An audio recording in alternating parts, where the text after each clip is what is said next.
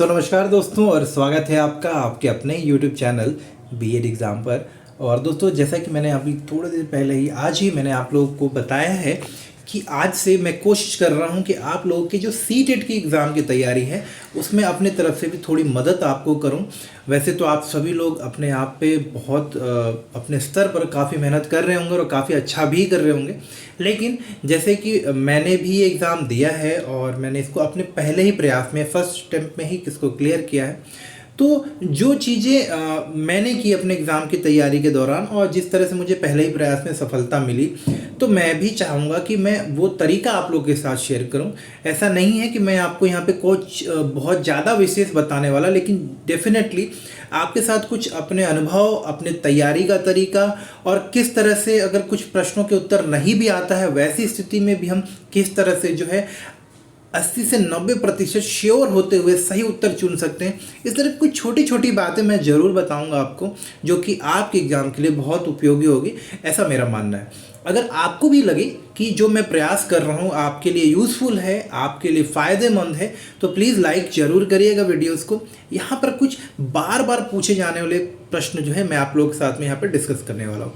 यहाँ पर तकरीबन आने वाली वीडियोस में आप देखोगे कि कई पार्ट में ये वीडियो होगा और हम तकरीबन 650-700 क्वेश्चन यहाँ पे बाल्यावस्था से संबंधित जो होता है ना, बाल्यावस्था और विकास से संबंधित, जिसको CDP बोलते हैं, वहाँ से हम लोग लेंगे। तो पेपर 1 भी कवर हो जाएगा हमारा और पेपर 2 भी कवर हो जाएगा। इसके अलावा मैथ्स की क्लास, इसके अलावा सामाजिक अध्ययन की क्लास, इसके अलावा हिंदी और इंग्लिश के जो भी प्रीवियस ईयर क्वेश्चन आए हैं हम उनको भी यहाँ डिस्कस करेंगे और उनको भी यहाँ पर समझेंगे। तो अगर आपको, जैसे कि आपका भरोसा मेरे ऊपर पहले रहा है, मैं चाहूँगा कि इस बार भी आप वैसा ही भरोसा मेरे पे दिखाएं और अपने प्रयास में, अपने तैयारी की जर्नी में आप मुझे भी अपना एक साथी बनाएं और अपनी तैयारी करें। तो चलिए इसी विश्वास के साथ में, इसी भरोसे के साथ कि मैं आपके लिए कुछ कर पाऊंगा, इस उम्मीद के साथ मैं अपना प्रयास शुरू करता हूं और आप लोगों को सबको ऑल द बेस्ट बोलता हूं। चलिए पहला प्रश्न लेते हैं और बहुत ही सरल सा प्रश्न, लेकिन कई बार पूछा गया है। तो आइए पहला प्रश्न देखते हैं। यहाँ पर देखिए दोस्तों, पूछा गया है कि अगर बच्चे की बुद्धि लब्धि में 90 से 110 के मध्य है तो वह किस श्रेणी में आएगा। अब देखिए इस क्वेश्चन का आंसर और साथ ही साथ अगर आप लोग को इसका डिटेल डिस्कशन चाहिए हो ना, तो दोस्तों तो आप कमेंट करके बताइएगा, मैं इसके डिटेल सॉल्यूशन भी आपको करके दिखाऊंगा। चलिए मैं आपको दिखा देता हूँ कि किस तरह से मैंने इसके लिए डिटेल सॉल्यूशन भी रखा हुआ है। अगर आप लोग के कमेंट्स आएंगे या आप लोग का सजेशन मुझे मिलेगा कि नहीं इस तरह के क्वेश्चन को हम लोग डिटेल में डिस्कस करें, तो मैं डिटेल में भी डिस्कस करूँगा। तो अभी हमारे पास में जो ऑप्शन हैं वो हम लोग यहाँ पर देख लेते हैं। जस्ट ए मिनट, एक मिनट दोस्तों। तो पहला ऑप्शन है सामान्य बुद्धि, दूसरा है प्रखर बुद्धि, तीसरा है उत्कृष्ट बुद्धि और चौथा है प्रतिभाशाली।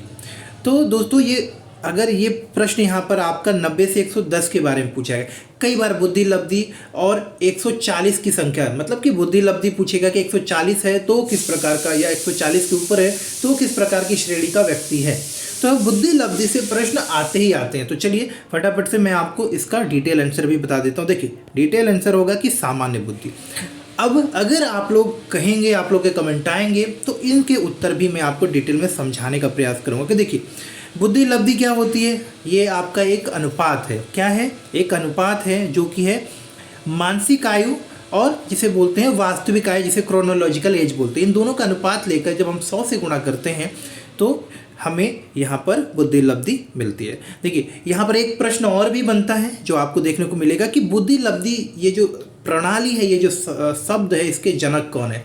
तो आप ध्यान रखिए कि जो जर्मन मनोवैज्ञानिक थे विलियम स्टर्न और साइमन बिनेट, एक्चुअली इन दोनों का नाम आपको देखने को मिलेगा बुद्धि लब्धि के साथ। तो सन 1912 में जर्मन मनोवैज्ञानिक विलियम स्टर्न ने पहली बार बुद्धि लब्धि यानी कि इंटेलिजेंट कोशिएंट शब्द का प्रयोग किया था, इसकी अवधारणा तैयार की थी। भारत में अगर बात करें, ये कई बार ये भी क्वेश्चन होता है कि भारत में कब पहली बार जो है बुद्धि परीक्षण जो है किया गया, तो 1922 में जो है पहली बार किया गया वास्तविक रूप से। अच्छा, फॉर्मूले की बात करते हैं तो इंटेलिजेंट कोशिएंट मेंटल एज, देखिए यहाँ पर मैं आपको दिखा देता हूँ। यहाँ पर देखिए फॉर्मूला भी आप देख सकते हैं कि फॉर्मूला क्या है इसका। हिंदी में अगर देखेंगे तो इस तरह से कुछ है फॉर्मूला इसका। तो IQ का फॉर्मूला होता है मेंटल एज, जो यहाँ पर है हमारा mental as divided by chronological age multiplied by 100। बुद्धि लब्धि यानी कि मानसिक आयु की, मान के चले मैं आपको एक उदाहरण दे देता हूँ। और ये जो फार्मूला है ना, ये हमारा टर्मन ने दिया हुआ था, तो याद रखिएगा। विलियम स्टर्न और टर्मन ने ये फार्मूला दिया था बुद्धि लब्धि निकालने के। ये शब्द इस्तेमाल किसने किया था? आपके विलियम स्टर्न ने। फार्मूला किसने दिया था? आपका टर्मन ने। तो ये कुछ चीज़ें आपको याद रखनी है। तो एक चीज़ मैं आपको यहाँ पे बता रहा था कि अगर उदाहरण के लिए मान लीजिए एक बच्चा है जो अपने आयु के अनुसार, उसकी आयु तो 5 वर्ष की है, लेकिन उसकी जो प्रश्नों को हल करने की क्षमता है वो कहीं ना कहीं वो क्लास 7 या 8 के प्रश्नों को भी हल कर पाता है। अगर ऐसा हो पाता है तो उस बच्चे की मानसिक आयु कैसे निकलेगी, मैं आपको यहाँ जस्ट फटाफट बता देता हूँ कि देखिए, मानसिक आयु तो उसकी 7 या 8 वर्ष के बराबर है, तो 7, लेकिन वास्तविक आयु क्या है? 5 वर्ष। तो इसको 100 से गुणा कर दीजिए और आपको जो निकल के आएगा वो आपका IQ होता है, इस तरह से। तो अगर इस तरह के डिटेल डिस्कशन भी आप चाहते हो क्वेश्चन के ऊपर तो आप प्लीज़ कमेंट करके मुझे बताइएगा। चलिए, इस प्रश्न के लिए मैं आपको एक सारणी भी दे देता हूँ। अच्छा दोस्तों, सामने जो हमारी एक सामान्य सी सारणी है बुद्धि लब्धि के अनुसार, तो देखिए ये भी आपको याद हो जाना चाहिए। इसमें मैं पहले आपको सारी चीज़ें बता देता हूँ कि बुद्धि लब्धि में अगर हम लोग बात करते हैं तो जिन भी लोगों की बुद्धि लब्धि 140 या 140 से अधिक होती है उनको हम जीनियस बोलते हैं। तो जैसे जो भी बहुत होनहार लोग अभी तक दुनिया में हुए हैं, जैसे कि आइंस्टाइन वगैरह, इस तरह के लोग, उनकी बुद्धि लब्धि, क्योंकि वो जीनियस की कैटेगरी में आते हैं, तो उनकी जो इंटेलिजेंट क्वोशिएंट है, IQ लेवल जो है 140 या उससे अधिक है। तो जिन लोगों की जो इंटेलिजेंट क्वोशिएंट आप 140 के ऊपर देखोगे उनको क्या बोलते हैं? प्रतिभाशाली या जीनियस। 120 से लेकर 139 की अगर कैटेगरी में आता है तो उन्हें हम बोलते हैं वेरी सुपीरियर या अति तीव्र। जिन लोगों की बुद्धि लब्धि 110 से लेकर 19 में होती है, 19 के बीच में कहीं हो, उन्हें तीव्र या सुपीरियर बोलते हैं, श्रेष्ठ बुद्धि बोलते हैं या सुपीरियर माइंड बोलते हैं। तो ये श्रेणी भी आप याद रखिएगा। 90 से लेकर 109 या 110 के बीच में जिनका हो तो उनकी आयु क्या होती है? उनका जो IQ लेवल होता है उनको हम लोग बोलते हैं कि नॉर्मल IQ लेवल। तो आमतौर पर ज़्यादातर लोग जो है औसत IQ लेवल के, यानी कि 90 से लेकर 110 के बीच में ही IQ लेवल उनका होता है। आइए आगे देखते हैं। 80 से 89 के बीच में जिनका हो उनको हम मंद बुद्धि बोलते हैं, यानी कि 90 से लेकर 80 के श्रेणी के बीच में, यानी कि 80 से 89 के बीच में उनको सामान्य रूप से पिछड़े बालक या मंद बुद्धि कहते हैं। 70 से 79, 70 to 79 क्षीण बुद्धि, फीबल माइंड बोलते हैं, मंद बुद्धि बोलते हैं, सीमांत, मतलब मंद बुद्धि में भी जो नीचे का मंद बुद्धि, काफ़ी ज़्यादा मंद बुद्धि होता है, उन्हें हम लोग बोलते हैं क्षीण बुद्धि। 50 से 70 जिसकी हो मंद बुद्धि, मूढ़ बुद्धि, मोरन, मतलब बिल्कुल ही बोलते हैं ना एकदम बेवकूफ़ हो क्या, गधे हो, जब इस तरह की चीज़ें बोलते हैं उनके लिए। और जो 50 से मतलब 20 से 50 के बीच में जिसका आयु हो उनको हम लोग बोलते हैं मूर्खहीन बुद्धि या इम्बिसाइल, मतलब कि जिसको कि सिखाना पढ़ाना अति कठिन है, शायद ना के बराबर ही संभव होता है। और आखिरी जो श्रेणी होती है उसे बोलते हैं जड़ बुद्धि, जो कि 20 से भी नीचे जिनका IQ लेवल होता है, इन्हें जड़ बुद्धि या इडियट कहते हैं। तो जो जड़ बुद्धि लोग होते हैं इनके IQ लेवल बहुत ही कम होते हैं।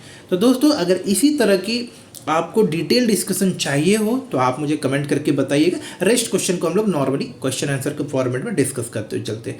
अगर इस तरह की डिटेल डिस्कशन भी आपको चाहिए हो क्वेश्चन में तो प्लीज़ सजेस्ट करिएगा, मैं नेक्स्ट वीडियो में आपको इस तरह से डिटेल में डिस्कशन भी जरूर करूँगा। चलिए आगे बढ़ते हैं। दोस्तों, हमारा दूसरा प्रश्न है कि बच्चों के लिए निःशुल्क एवं अनिवार्य शिक्षा का अधिकार अधिनियम कितने वर्ष के बच्चों के लिए लागू होता है? बहुत ही सरल और सिंपल सा क्वेश्चन है दोस्तों, आप सबको पता होगा कि इसका उत्तर क्या होगा, तो मैं ज़्यादा समय इसमें नहीं लेता हूँ।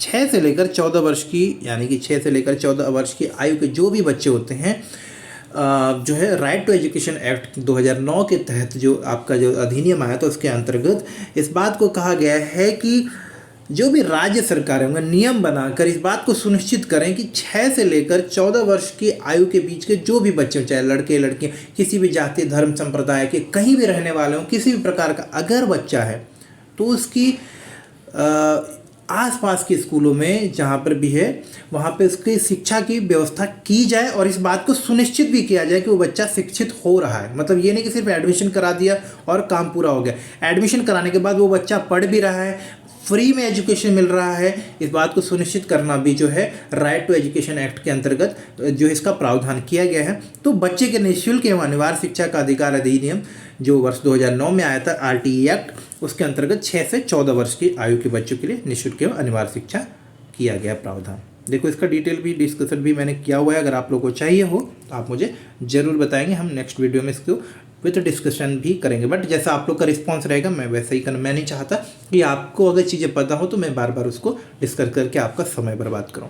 प्रश्न संख्या 3 में चलते हैं। एक बच्चे की वृद्धि और विकास के अध्ययन के लिए सर्वाधिक अच्छी विधि कौन सी हो सकती है? देखिए दोस्तों, ये प्रश्न आपको बार बार देखने को नहीं मिलेगा, कुछ टिपिकल क्वेश्चन है, तो इस तरह के क्वेश्चन को आप जरूर जो है मैं कहूँगा कि आप जो है याद कर लें, क्योंकि इस तरह के प्रश्न जो है काफ़ी आपको थोड़े मिसलेनियस कैटेगरी में आते हैं, क्योंकि बार बार ये नहीं पूछे जाते। तो इसमें बोल रहा है कि अगर बच्चे की वृद्धि के बारे में हम जानना चाहते हैं, बच्चे के विकास को हम जांचना चाहते हैं, तो हमें कौन सी विधि का चुनाव करना चाहिए? क्या वो मनोविश्लेषण विधि होगी, क्या वो तुलनात्मक विधि होगी, क्या वो विकासीय विधि होगी, या फिर वो सांख्यिकी विधि होगी? तो आइए देखते हैं कि इसमें से सबसे बेस्ट विधि क्या होगी। तो देखिए दोस्तों, सही उत्तर होगा यहाँ पर जो हम लोग यहाँ पर बात करने वाले हैं कि ये विकासीय विधि। क्योंकि हम किसके बारे में बात करने वाले हैं? हम विकास के बारे में बात करने वाले हैं, हम वृद्धि के बारे में बात करने वाले हैं। तो इन दोनों चीज़ों के ऊपर जिस विधि में, जिस प्रोसेस में इन दोनों चीज़ों का विशेष ध्यान रखा जाता है, विशेष इसके ऊपर रिसर्च किया जाता है, ध्यान रख के आकलन किया जाता है, वो विधि है हमारी विकास की विधि। तो सही उत्तर क्या होगा? विकासीय विधि। कहीं कहीं आपको तुलनात्मक विधि भी देखने को मिलेगी, तो ये मिलता जुलता है, बट विकासीय विधि सही है। अगला प्रश्न है, गार्डनर ने 7 बुद्धि का अनुमान निर्धारित किया, इनमें से कौन सा नहीं है? देखिए गार्डनर के आप मल्टीपल इंटेलिजेंस थ्योरी आप पढ़ोगे यहाँ पर तो आपको पता चल बहुबुद्धि का सिद्धांत। तो कई बार ये भी प्रश्न आता है कि बहुबुद्धि का सिद्धांत किसने प्रतिपादित किया? Who gave the multiple intelligence theory? तो अगर ये भी प्रश्न आता है तो आपको यहाँ से मिलता है। तो एक टॉपिक जब आप पढ़े ना, देखिए मैं कैसे पढ़ता हूँ वो बताता हूँ आपको। जैसे गार्डनर के बारे में, तो खैर ये क्वेश्चन का आंसर तो मैं देखूंगा ही, इसके साथ मैं गार्डनर की वो 7 थियरीज भी देख लूँगा, ताकि मैं जब चीज़ें पढ़ रहा हूँ तो फिर उस चीज़ को कंप्लीट करता हुआ चलूँ। तो मैं जब अपने तैयारी कर रहा था या जब भी मैं पढ़ता हूँ चाहे कोई भी विषय, तो जब भी टॉपिक आता है तो मैं उसको डिटेल में उसी समय ही पढ़ लेता हूँ, उसके नोट्स बना लेता हूँ, जैसे कि मैं आपको दिखा भी देता हूँ। हार्वर्ड गार्डनर ने शुरुआत में 7 प्रतिभाएं जो भी चीज़ें, मतलब यहाँ पे मैंने डिटेल है। गार्डनर ने के अनुसार बुद्धि 8 प्रकार की होती है, ये भी याद रखें। कितने प्रकार की होती है? 8 प्रकार। आरंभ में उन्होंने 7 प्रकार बताए थे, लेकिन बाद में उन्होंने एक और श्रेणी जोड़ी और उसके बाद वो हार्वर्ड जो है व्यक्तिगत प्रतिभा, जो अंतिम में उन्होंने व्यक्तिगत प्रतिभा एक और प्रतिभा जोड़ी और 8 प्रकार की बुद्धि बताई। इन्होंने एक पुस्तक लिखी थी जिसका नाम है frame of mind, the theory of multiple intelligence. इसी के आधार पर इन्होंने बुद्धि के प्रकार बताए थे, तो याद रखिएगा इस तरह से। अब इसको अगर हम लोग डिटेल में पढ़ना चाहें तो देखिए इस तरह से है।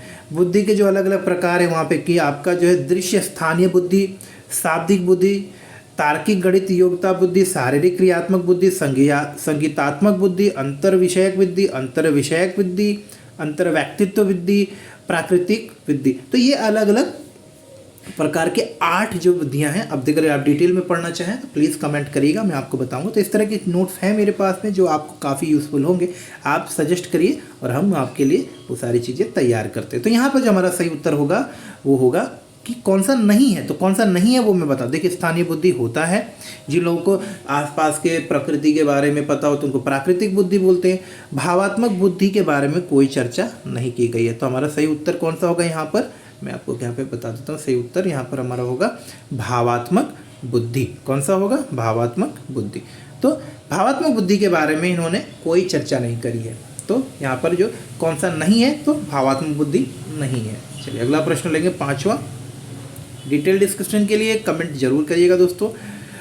6, मनोविज्ञान शिक्षा का आधारभूत विज्ञान है, यह किसने कहा? देखिए मनोविज्ञान शिक्षा का आधार, देखिए मनोविज्ञान शब्द जब आपके में आ जाए, आपके एग्जाम में या कहीं आपको देखने को मिले और उसको भी शिक्षा या अधिगम यानी कि लर्निंग के साथ जोड़ के जब देखा जाए ना, तो आप बस धीरे से इसको समझ लें कि ये स्किनर का स्टेटमेंट है। मतलब एक मैं आपको एक तुक्का लगाने के भी एक तरीका बता रहा हूँ कि स्किनर का तरीका है।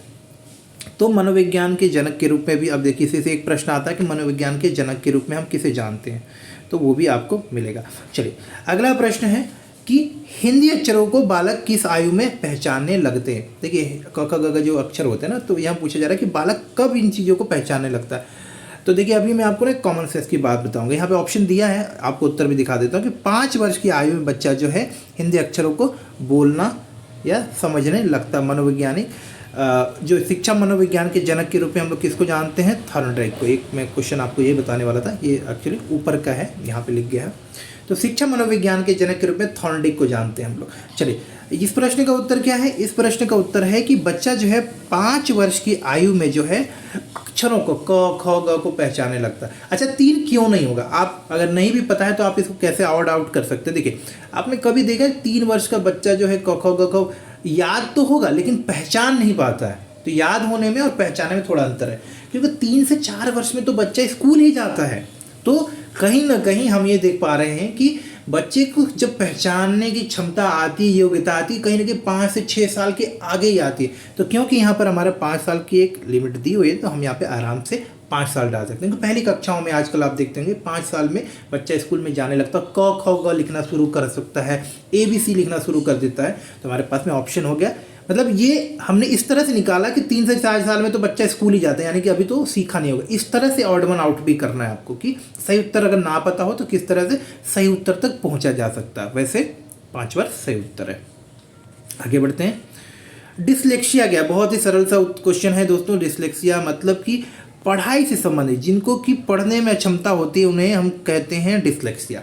तो इसमें मैं आपको ज़्यादा कंफ्यूज नहीं करने वाला। जिनको लिखने की अक्षमता होती है उनको बोलते हैं डिसग्राफिया। जिनको गणना यानी कि मैथमेटिक्स से संबंधित दिक्कत होती है उनको बोलते हैं डिसकैलकुलिया। तो इस तरह के आपको ये सारे वर्ड ना याद करने पड़ेंगे, ठीक है। अब सुनने की अक्षमता होती है तो यहाँ पे उसको क्या बोलेंगे हम लोग? हियरिंग इम्पेयर्ड, डीफ बोलेंगे। लिखने की अक्षमता, सीखने की अक्षमता, लर्निंग डिसेबल बोलेंगे। और लिखने की अक्षमता तो राइटिंग डिसेबल बोलेंगे उसको। तो इस तरह से तो जिनको पढ़ने की अक्षमता होती है उसे हम लोग बोलते हैं डिसलेक्सिया। पियाजे की औपचारिक संक्रियात्मक अवस्था किस आयु अवधि तक मानी जाती है? देखिए, बहुत ही महत्वपूर्ण प्रश्न है दोस्तों। तो मैं आपसे हाथ जोड़ के विनती करूंगा कि इस टॉपिक को आप जरूर से तैयार कर लें कि पियाजे की औपचारिक संक्रियात्मक अवस्था किस आयु अवधि को कही जाती है। क्या वो 0 से 2 वर्ष है, क्या वो 2 से 7 वर्ष है, क्या वो 7 से 11 है, या फिर वो 11 से 15? तो इसका जो सही उत्तर होगा दोस्तों वो है हमारा 11 से 15। अब इसका मैं आपको शॉर्टकट ट्रिक भी बता देता हूं कि आप एक वर्ड याद कर लीजिए। एस, इसके लिए हमारा होगा P, C और F। एस का मतलब होता है सेंसरी मोटर, यानी कि संवेदीय पेशीय। इस अवस्था में 0 से लेकर 2 वर्ष की आयु में बच्चा जो है सिर्फ अपनी जो इंद्रियां होती हैं, आँख, कान, नाक, इनके माध्यम से चीज़ों को सीखता है। 2 से 7 वर्ष की आयु में 2 चरण में, 2 से 4 और 4 से 7 वर्ष की जो आयु होती मतलब 7 वर्ष पहुंचने तक की जो आयु होती है, इस 2 भागों में बांटा गया है। तो इस दौरान में इसको हम लोग प्री ऑपरेशनल स्टेज, पूरे संक्रियात्मक अवस्था, विकास की पूर्व संक्रियात्मक अवस्था होती है ये वाली। तीसरी अवस्था है जिसको बोलते हैं हम लोग मूर्त संक्रियात्मक अवस्था, जो 7 से 11 वर्ष, यानी कि कॉन्क्रीट ऑपरेशनल स्टेज इसको बोलते हैं। और यहाँ पर क्या होता है कि जो धारणाएं बनाते हैं उनको हम लोग कॉन्क्रीट रूप में फॉर्म करना धीरे धीरे शुरू करते हैं। तो ये, और लास्ट वाला जो स्टेट होता है इसे हम लोग बोलते हैं औपचारिक संक्रियात्मक अवस्था। कौन सा? 11 से लेकर 15 वर्ष की आयु या उसके ऊपर। तो औपचारिक संक्रियात्मक अवस्था कौन सी होती है? 11 से 15। तो पियाजे ने 4 अवस्थाएं बताई हैं विकास की। पहला है जो आपको मैं दिखाई देता हूं, देखिए डिटेल नोट्स चाहिए हो तो दोस्तों इस तरह से हम लोग संवेदीय पेशीय, यहाँ पे देखिए संवेदीय पेशीय अवस्था जो कि 0 से 2 वर्ष की, पूर्व संक्रियात्मक अवस्था 2 से 7 वर्ष, मूर्त संक्रियात्मक अवस्था 7 से 11 वर्ष, और औपचारिक या अमूर्त संक्रियात्मक अवस्था जो कि 11 से 15 वर्ष की होती है। तो इस तरह के डिटेल नोट्स भी मैं आपको शेयर कर सकता हूँ अगर आप लोग का कमेंट इस वीडियो में आएगा तो। 10 में गर्भ में बालक को विकसित होने में कितने दिन लगते हैं? देखिए दोस्तों, गर्भ में बालक को विकसित होने में कितने दिन लगते हैं, यहाँ पर ये बहुत ही महत्वपूर्ण प्रश्न है और इसमें ज़्यादा समय व्यर्थ नहीं करते हैं। 280 दिन से लेकर 290 दिन के बीच में लग जाता है। तो हमारा उत्तर होगा 280 दिन, या फिर अमूमन 37 से लेकर 38 सप्ताह से लेकर 37 से लेकर 42 सप्ताह का समय लग जाता है। तो ये आप ध्यान रखिएगा। चलिए अगले प्रश्न में चलते हैं। मैं आपका समय डिटेल में जाकर इसलिए नहीं बर्बाद कर रहा हूँ कि हो सकता है आपको शायद इसकी ज़रूरत ना पड़े। अगर आपको डिटेल नोट्स में चाहिए होंगे तो आप प्लीज़ कमेंट करिएगा। 11 नंबर का प्रश्न है कि किस मनोवैज्ञानिक ने अपने 3 वर्षीय पुत्र का अध्ययन किया? तो यहाँ पर हमारे पास में सीधे सीधे मैं आपको ऑप्शन बता देता हूँ कि पेस्टोलॉजी ने अपने 3 वर्षीय पुत्र की विकास की, सीखने की प्रगति, किस तरह से चीज़ों को सीखता है, इन सारी चीज़ों का बारीकी से अध्ययन किया और उन्होंने उसके ऊपर जो है एक सिद्धांत निकाला। वो सिद्धांत क्या, वो भी मैं आपको बता देता हूँ। सामाजिक उत्थान करना के अनुसार, पेस्टोलॉजी के अनुसार व्यक्ति जो है, समाज की उन्नति व्यक्ति की उन्नति पर निर्भर करता है। इसलिए उन्होंने सर्वप्रथम मनुष्य की आंतरिक शक्तियों के विकास और उनमें मानवीय गुणों के विकास एवं आत्मनिर्भर बनने पर बल दिया। ये सब से समाज का विकास स्वतः ही हो जाता है। तो इन्होंने जो है सामाजिक उत्थान यानी कि सोशल, आप बोलते हैं ना सोशल डेवलपमेंट, तो कहीं ना कहीं ये पेस्टोलॉजी ने इसके ऊपर बच्चे का विकास जो है कहीं ना कहीं सामाजिक विकास से जुड़ा हुआ है। बालक का विकास होता है, देखिए बालक के विकास की दिशा के बारे में यहाँ पूछा जा रहा है। बालक का विकास होता है सिर से पैर की ओर में, पैर से सिर की ओर, दोनों ओर, या इनमें से कोई नहीं। तो देखिए दोस्तों, बालक का विकास जो है यहाँ पर देखेंगे, बालक का विकास हमेशा सिर से पैर की ओर होता है, क्योंकि पहले सिर का निर्माण होता है। भ्रूण के बाद जो है धीरे धीरे सबसे पहले सिर बनता है, फिर धीरे धीरे जो है धड़ का निर्माण होता है, फिर हाथ बनते हैं, फिर धीरे धीरे आपका और अंगों का विकास धीरे धीरे होता है। तो सही उत्तर होगा सिर से पैर की ओर। अगला प्रश्न देखेंगे, विकास के संबंध में गलत कथन कौन सा है? विकास की प्रक्रिया के संबंध में गलत कथन कौन सा है? क्या विकास विशिष्ट से सामान्य की ओर होता है? क्या विकास एक सार्वभौमिक प्रक्रिया है? क्या विकास की दिशा सिर से पैर की ओर होती है? या फिर विकास की दिशा वर्तुलाकार होती है, यानी कि विकास की जो गति होती है वर्तुलाकार, यानी कि चारों दिशाओं में जो एक ही गति से होती है। तो यहाँ पर देखिए सही जो है, पहले हम वो छांट लेते हैं। देखिए विकास जो है एक सार्वभौमिक प्रक्रिया, हर एक व्यक्ति में विकास तो होता है, किसी में कम या किसी में ज़्यादा, लेकिन विकास तो होता है, यानी कि ये स्टेटमेंट तो सही है। विकास की दिशा जैसे ऊपर ही हमने देखा था अभी कि सिर से पैर की दिशा में होती है, बिल्कुल सही है। विकास वर्तुलाकार गति, ठीक है, विकास की जो गति होती है वर्तुलाकार होती है, मतलब चारों दिशाएं में होती है। ऐसा नहीं होता कि सिर्फ आपके पैर बढ़ रहे, नहीं, आपके पैर बढ़ रहा होगा तो आपके पेट का साइज भी बढ़ रहा होगा, आपकी मांसपेशियों का, आपकी हड्डियों का साइज। तो विकास जो है हर एक दिशा में होती है, ऐसा नहीं कि सिर्फ आपका ऊपर से नीचे या दाएं से बाएं, बल्कि हर एक दिशा में, हर एक साइड में होता है। तो इसीलिए वर्तुलाकार भी होती है, वर्तुलाकार गति से होती है, हर एक दिशा में अपनी एक अलग अलग गति से होती है। जो यहाँ पर सही नहीं है कि विशिष्ट से सामान्य, तो यहाँ हमारे इस क्वेश्चन का आंसर क्या होगा? इस क्वेश्चन का हमारा आंसर होगा विशिष्ट से सामान्य की ओर विकास नहीं होता है, ये कथन गलत है। जो विकास होती है हमेशा सामान्य से विकास जो है विशिष्ट की ओर होता है, तो ये सही रहेगा। और ये उत्तर हमारे अभी के लिए गलत है कि विशिष्ट से सामान्य की ओर होता है, ये कथन गलत है। चलिए अगले प्रश्न में चलेंगे, प्रश्न संख्या 14 लेंगे। गर्भधारण काल की अवस्था नहीं है। देखिए गर्भ धारण करने की अवस्था कौन सी नहीं है, तो गर्भ धारण की प्रक्रिया से असल में आपकी बात करें। देखिए बीजकरण, भ्रूणावस्था और डिंब, ये तीनों जो होते हैं ना आपके, डिंब आप ऐसा समझ लिए कि जैसे कि बीजकरण हो गया, यानी कि जैसे कि माता के गर्भ में जो है अब आप बोलिए कि बीज पड़ गया, वैसे बोलते हैं ना पौधा, यानी कि बच्चे के आने की शुरुआत होगी, तो इस पहली अवस्था को बोलते हैं बीजकरण। उसके बाद की अवस्था को डिंब बोलते हैं। फिर भ्रूण बनता है और बच्चा पैदा होने के बाद की जो अवस्था होती है उसे हम लोग बोलते हैं शैशव अवस्था। तो ये गर्भ अवस्था की नहीं है, बल्कि गर्भ अवस्था के बाद की स्थिति है, बाद की अवस्था है। तो शैशव अवस्था जो है गर्भधारण काल की अवस्था नहीं है। तो हमारा सही उत्तर कौन सा है? ये वाला शैशव अवस्था। चलिए प्रश्न संख्या 15 में चलते हैं। मानव जीवन को मनोभौतिक एकता कहलाती, मानव जीवन की मनोभौतिक एकता कहलाती कौन सी स्थिति, यहाँ पूछा जा रहा है। दिखा देता हूँ मैं आपको। मन तथा शरीर का विकास, शरीर तथा हड्डियों का विकास, शरीर तथा हृदय का विकास, आत्मा तथा मांसपेशियों का विकास। देखिए यहाँ पे आप ना क्वेश्चन में ही आंसर भी छुपा हुआ है। मन और भौतिक, भौतिक का मतलब होता है बाहरी, सांसारिक, मन मतलब मन की बात। तो जब यहाँ पर देखिए मन और शरीर का विकास, ये हमारा सटीक उत्तर होगा। देखिए इस क्वेश्चन को मैंने कहीं नहीं पढ़ा था, मेरे को पहली बार दिख रहा है और मैं आपको बता रहा हूँ कि इसके सही उत्तर अब तक हम कैसे पढ़। क्वेश्चन में तो दिया मनो और भौतिक और इनकी एकता की बात कही जा रही है, तो ये तो हम मन और शरीर के विकास के बारे में बात कर रहे हैं। जब शरीर और हड्डी, तो यहाँ पे ये जो शब्द होता है ये शायद बदल जाता, शरीर तथा हृदय तो भी ये बदल जाता, आत्मा तथा मांसपेशियां इसका लेवल ही अलग हो गया। तो जो हमारा क्वेश्चन है कई बार उससे ही हमको उत्तर भी मिल जाता है। तो मन तथा शरीर का जो विकास है ये मनोभौतिक एकता कहलाती है।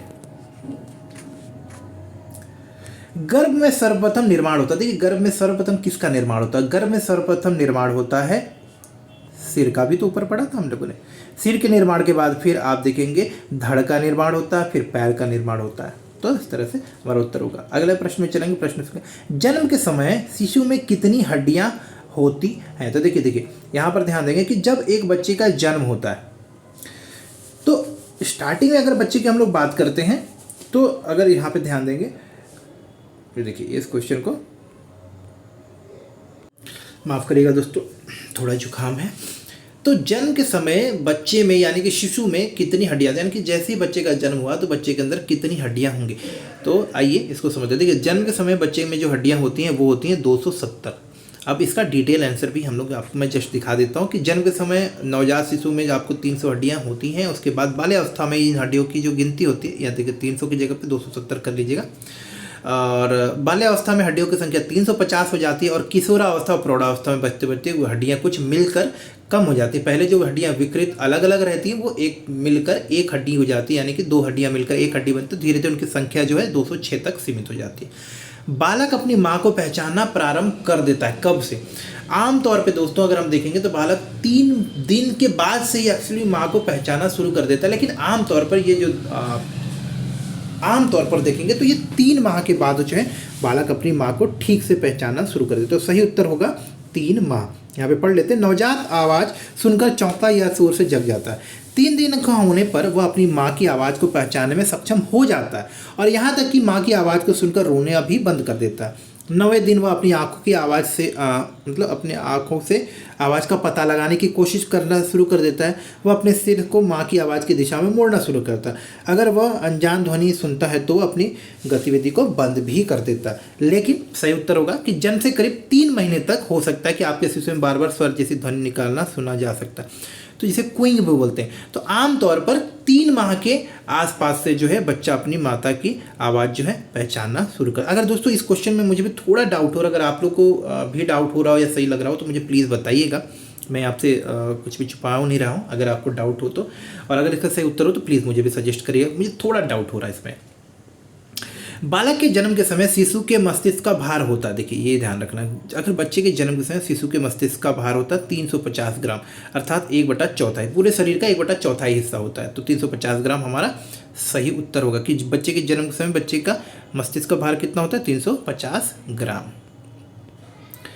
कल्पना जगत में विचरण होता है। कौन सी अवस्था में बच्चा जो है कल्पना जगत में विचरण करता है? देखिए बहुत ही कई बार पूछे जाने वाला प्रश्न है दोस्तों कि कल्पना जगत में बच्चा जब छोटा होता है ना, शैशवावस्था में, और बच्चा जब किशोर अवस्था में होता है, इन 2 अवस्थाओं में आप देखोगे कि बच्चे के अंदर कल्पनाशीलता होती है। बच्चा जब छोटा होता है हर एक चीज़ के बारे में सोचता है, क्योंकि उसमें मूर्त चिंतन करने की जो क्षमता होती है वो नहीं होती। लेकिन जब बच्चा किशोर हो जाता है उस समय मूर्त और अमूर्त दोनों ही प्रकार की चिंतन करने की क्षमता भी आ जाती है। लेकिन क्योंकि दोनों ही अवस्थाओं में बच्चे के अंदर बहुत सारी उलझन, बहुत सारी जिज्ञासा, बहुत सारे प्रश्न दिमाग में आ रहे होते हैं, तो इन दोनों ही अवस्थाओं में कहीं ना कहीं जो है अपने आप को लेकर, बाहरी संसार को लेकर, संसार में होने वाली गतिविधियों को लेकर बहुत सारी चीज़ें होती हैं। हम चीज़ों को लेकर बहुत सारे सपने देखते हैं कि हम ऐसा करेंगे, हम ऐसा बन जाएंगे, ऐसे होते होगा, वैसा होता हो।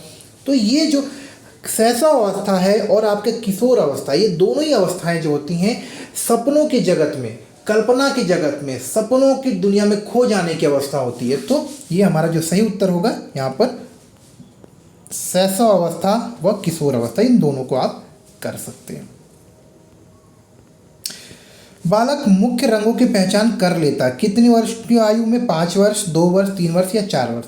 सही उत्तर होगा यहाँ पर बालक रंगों को पहचाना 5 वर्ष के बाद ही शुरू करता है। देखिए रंग तो वो जानता होगा, मतलब वो उसको पसंद आ रहा है, वो जानता है। आपने देखा हो 3 साल का बच्चा भी लाल पीले कलर तो उठा लेता है, लेकिन सही में लाल कौन है, कौन सी वस्तु को हम लाल कहेंगे, इसी को लाल क्यों कहते हैं, इस तरह की जानकारी जो है बच्चे के अंदर 5 वर्ष के बाद ही आता है। तो बालक मुख्य रूप से रंगों की पहचान जो है 5 वर्ष या 5 वर्ष के बाद ही शुरू करता है। जब वो अक्षर ज्ञान लेता है, जब वो शब्द ज्ञान लेता है, तो अभी जाकर वो कलर और इस तरह की चीज़ों के बारे में भी परिचित होता है।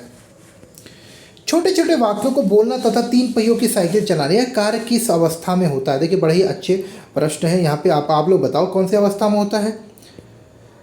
बताइए बताइए बताइए, जल्दी जल्दी बताइए। सोचिए शैशवावस्था में होता है क्या? बाल्यावस्था? कभी किसी 13, 14, 15 साल के बच्चे को आपने साइकिल पे बैठे देखा है, मतलब 3 पहिए वाले? नहीं। किसी बुजुर्ग आदमी को आपने देखा है क्या? नहीं। शैशवावस्था में किसी को आपने देखा है क्या? नहीं। बाल अवस्था में, देखिए बाल्य अवस्था में जो है छोटे छोटे शब्दों में हम बात करते हैं और हम लोग यहाँ पर जो है हाँ हेलो सो हाँ माफ़ करिएगा दोस्तों, ये जो हमारा शैशवावस्था होगा जब बच्चा छोटा रहता है, यानी कि जो आपको पता है शैशवावस्था, तो शैशवावस्था में जो है आप देखोगे कि बच्चा जो है तिपहिया वाहन यानी कि छोटी छोटी साइकिल चलाता है, तुतला कर बोलता है, तो छोटे छोटे वाक्यों को बोलकर तोड़ मरोड़ कर बोलता है। तो इस अवस्था में क्या होता है, बच्चा जो है मतलब ध्यान रखिएगा, मैंने अभी जो बताया माफ़ करिएगा थोड़ा गलत हो गया कन्फ्यूजन में। तो शैशवावस्था के दौरान जो है बच्चा जो है 3 पहिए की साइकिल पे बैठता है, चलता है, छोटे छोटे शब्द सीखता है, दूसरों का जो है नकल करता है, उन शब्दों को दोहराता है। तो ये जो उम्र होती है बच्चे की, ये जो उम्र होती है इसमें वो छोटे छोटे शब्द बोलता है, छोटे छोटे वाक्य बोलने का प्रयास करता है और तिपहिया वाहन का आनंद लेता है। तो इस प्रश्न का उत्तर हो गया शैशव अवस्था। आगे बढ़ते हैं। निम्न में से किस घटना की ओर बालक सर्वप्रथम आकर्षित होता? प्रकाश की ओर, माता की ओर, ध्वनि की ओर या भोजन? सबसे पहले अगर कोई चीज़ बच्चा देखता है और जिसे आकर्षित होता है वो होती है प्रकाश। अगला प्रश्न लेंगे, बालक की जिज्ञासा को किया जाना चाहिए। क्या क्या अगर बालक के अंदर कोई जिज्ञासा है, बालक के अंदर किसी प्रकार की कोई चीज़ को लेकर कौतूहल हो रहा है, वो जानना चाहता है, तो उस स्थिति में हमें क्या करना चाहिए? क्या उसकी जिज्ञासा को दमन करना चाहिए, क्या उसकी जिज्ञासा को शांत करना है, या उसकी जिज्ञासा को और उत्तेजित कर देना है, या फिर उसकी जिज्ञासा को ज़्यादा सक्रिय करना है, मतलब कि उसकी जिज्ञासा बार बार हो, उसकी गति बढ़ा देना है? इनमें से कौन सा उत्तर होगा? तो देखिए सामान्य रूप से आपने सुना भी होगा, जिज्ञासा को शांत करिए, किसी की भी जिज्ञासा को शांत करिए। फिर तो हम बालक की बात कर रहे हैं जो कि अभी तो नई नई चीज़ें सीख रहा है। तो कभी भी बालक के अंदर अगर किसी चीज़ को लेकर, किसी प्रश्न को लेकर, किसी स्थिति को लेकर, किसी टॉपिक को लेकर या किसी भी चीज़ को लेकर अगर जिज्ञासा है, तो माता पिता, बड़ों का, अभिभावकों का और शिक्षकों का ये एक जिम्मेदारी होती है कि वो बच्चों की जिज्ञासा को सही जवाब देकर, सही प्रकार के उदाहरण देकर शांत करें। चलिए, भारत में बाल विकास की शुरुआत कब हुई थी? देखिए भारत में बाल विकास की प्रक्रिया का जो शुरुआत है, यानी कि औपचारिक रूप से इसको पर ध्यान देने की प्रक्रिया 1930 से आरंभ हुई थी। किशोर अवस्था में सामाजिक विकास पर कौन सी इस चीज़ की, मतलब किस प्रकार की चीज़ का प्रभाव नहीं पड़ता? सामाजिक विकास पर, यानी कि सामाजिक विकास जो है किस चीज़ को प्रभावित नहीं करता। असल में यहाँ पर पूछा है, क्या रुचियों पर सामाजिक व्यवहार मतलब सामाजिक विकास का प्रभाव नहीं पड़ता? यानी कि रुचियों के अनुसार सामाजिक, हम किस तरह के हमारा सामाजिक विकास हो रहा है, क्या वो रुचियों पर डिपेंड करता है? हमारी किस तरह की आवश्यकता है, क्या इसके आधार पर भी हमारा सामाजिक विकास होता है? या फिर हम किस तरह की असुरक्षा महसूस करें, क्या इससे हमारा सामाजिक विकास होता है? या फिर अभिवृत्ति, यानी कि हम किस तरह की मतलब सोच रखते हैं, किस तरह की विचारधारा रखते हैं, किस तरह की चीज़ हम करना चाहते हैं, हमारे मन में क्या विचार आ रहे हैं। तो इस तरह की जो अवधारणा होती है, जिज्ञासा होती है, इस तरह की जिज्ञासु स्वभाव क्या हमें जो हमारे सामाजिक विकास द्वारा प्रभावित होती है। तो ध्यान रखिए, देखिए आप जैसी रुचि रखेंगे उसी प्रकार के लोगों के संपर्क में आए, तो कहीं ना कहीं आपकी रुचि भी जो है आपको वैसे लोगों के संपर्क में लेके जाती है जो कि आपके जैसी रुचियां रखते हैं। तो कहीं ना कहीं आपका सामाजिक विकास जो आपकी रुचियों पर निर्भर तो करता है। तो पहला ऑप्शन तो बिल्कुल सही है, यानी कि ये यहाँ पर सही है, लेकिन हमारे उत्तर का नहीं है। दूसरा, जैसी ज़रूरत होगी आप वैसे लोगों के साथ रहोगे। अगर आपको पढ़ना लिखना है तो आप पढ़ने लिखने वाले लोगों के संपर्क में आओगे। तो आवश्यकताएं भी कहीं ना कहीं हमारे सामाजिक विकास से प्रभावित होती है, सामाजिक विकास को प्रभावित करती हैं। असुरक्षा, देखिए असुरक्षा यानी कि आप डर रहे हैं, आपको घबराहट हो रही, आप आगे नहीं निकल पा रहे, लोगों से संपर्क नहीं कर पा रहे, बातचीत नहीं कर पा रहे। अगर डर, भय, असुरक्षा, संकोच या आपके दमन की स्थिति हो, आपके आसपास में ऐसा वातावरण हो, तो कहीं ना कहीं जो है आपका सामाजिक विकास नहीं होगा। क्यों? क्योंकि जब असुरक्षा का माहौल होगा तो आप लोगों के साथ जो है संपर्क में नहीं आएंगे, सामाजिक गतिविधियां नहीं करेंगे, मिलेंगे जुलेंगे नहीं। और ये सारी चीज़ अगर आप नहीं करते हैं तो कहीं ना कहीं आपकी जो है हम बोल सकते हैं कि आपके अंदर जो एक सामाजिक प्रक्रिया का विकास होना चाहिए, सामाजिक विकास होना चाहिए, वो अवरुद्ध होता है। तो यहाँ पर जो हमारा सही उत्तर है वो है असुरक्षा। असुरक्षा के कारण सामाजिक विकास जो है प्रभावित होता है, यानी कि सामाजिक विकास नहीं होगा। किशोर अवस्था में चरित्र निर्माण से जो अवस्था संबंधित हुआ निम्न से, देखिए किशोर अवस्था में चरित्र निर्माण, अब यहाँ पे ध्यान देंगे हम लोग, जस्ट मिनट, ओहो माफ़ करिएगा, जस्ट मिनट। सो दोस्तों हमारे यहाँ पे प्रश्न है कि किशोर अवस्था में चरित्र निर्माण से जो अवस्था संबंधित हुआ निम्न में से है। चरित्र निर्माण, देखिए ये अपने आप में एक ऐसी स्थिति है जब आपके अंदर सोचने और समझने की क्षमता हो, आप किसी को देखकर प्रभावित हो रहे हैं। चरित्र क्या है, चरित्र निर्माण की प्रक्रिया क्या है, ऐसी चीज़ों के बारे में आप चिंतन कर रहे हैं, आप चिंतित हैं और आपके अंदर जिज्ञासा है। तो आइए समझते हैं। परंपराओं को धारण करने की अवस्था, आधारहीन आत्मचेतना की अवस्था। देखिए सही उत्तर है हमारा आधारहीन आत्मचेतना की अवस्था। इनके डिटेल डिस्कशन अगर आपको चाहिए हो दोस्तों तो कमेंट करिएगा, क्योंकि अगर मैं इनको डिटेल में बताऊँ तो काफ़ी लंबा वीडियो हो जाएगा, और जैसे आपकी ज़रूरतों में प्रयास कर रहा हूँ अभी कि वैसे ही आपके लिए वीडियोज़ या कंटेंट लेकर आऊँ। तो आप बताएंगे तो मैं नेक्स्ट वीडियोस में आपको डिटेल में भी ऐसे प्रश्नों को डिस्कस करूंगा। 28वें प्रश्न में चलते हैं। विकास व्यक्ति में नवीन विशेषताएं और योग्यताएं प्रस्फुटित करता है, यह कथन किसका है? तो यहाँ पे ध्यान रखिएगा दोस्तों कि इस तरह के जो शब्द हैं, इस तरह के जो डेफिनेशंस हैं, ये कई बार पूछे जाते हैं, तो आपको इस तरह के डेफिनेशन हमेशा तैयार करके रखने हैं। तो विकास व्यक्ति में नवीन विशेषताएं योग्यताएं प्रस्फुटित करता है, ये याद रख लीजिएगा। ये जो है हारलॉक का जो है कथन है। प्रश्न संख्या 29, मैं 30 तक प्रश्न करूंगा, इसके बाद जो है हम लोग आगे नेक्स्ट वीडियो में आगे के प्रश्न करेंगे। जैसा आपका रिस्पॉन्स रहेगा मैं देखूंगा आपको कितने यूज़फुल लग रहा है। किशोरावस्था एक नया जन्म है, इसमें उच्चतर और श्रेष्ठतर मानव विशेषताओं का जन्म होता है, यह कथन किसका? देखिए यहाँ पे ध्यान रखिएगा। किशोरावस्था के बारे में बात करें तो किशोरावस्था शब्द जब भी आ जाए ना तो आपके दिमाग में एक पहला ऑप्शन आना चाहिए स्टैनली हॉल का। तो स्टैनली हॉल ने कहा कि किशोरावस्था एक नया जन्म है, इसमें उच्चतर और श्रेष्ठतर मानव विशेषताओं का जन्म होता है, यह कथन किसका है? तो स्टैनली हॉल का। देखिए स्टैनली हॉल ने किशोरावस्था को कहा था काफ़ी उन्माद, काफ़ी चिंता, काफ़ी समस्याओं भरी अवस्था भी। तो इसके ऊपर मैंने proper childhood and growing up के ऊपर एक नोट्स भी बनाया है, वीडियो भी हमारा है, तो आप जाके उसको चेक भी कर सकते हैं। आखिरी प्रश्न जो अभी मैं लूँगा, किशोरावस्था आदर्शों की अवस्था है, सिद्धांतों के निर्माण की अवस्था, साथ ही जीवन के सामान्य समायोजन की अवस्था भी है। ठीक है, तो ये परिभाषा स्टैनली हॉल के साथ साथ ये भी परिभाषा आपको कई बार देखने को मिलेगा, कई बार रिपीटेड है, यूपी टेट में तो खास तौर पे आपको देखने को मिलेगा। ये किसका कथन है? ये कथन है जीन पियाजे का। याद रखें, किशोरावस्था के बारे में भी जो है उन्होंने काफ़ी कुछ डिटेल में बताया है। तो जीन पियाजे ने कहा कि किशोरावस्था आदर्शों की अवस्था है, सिद्धांतों के निर्माण की अवस्था है, साथ ही साथ जीवन का सामान्य समायोजन करने की भी स्थिति होती है। ये जीन पियाजे ने। तो उम्मीद करता हूँ दोस्तों ये 30 क्वेश्चन आपको अच्छे लगे होंगे। अगर आप लोगों को इस तरह के वीडियोस और चाहिए हों या आपके लिए यूज़फुल लग रहा हो तो कमेंट करिएगा कि मैं आगे इस तरह के वीडियोस और बनाऊं। अगर आपको स्टडी मटेरियल नोट्स चाहिए हो तो प्लीज़ मुझे ज़रूर आप बताएंगे।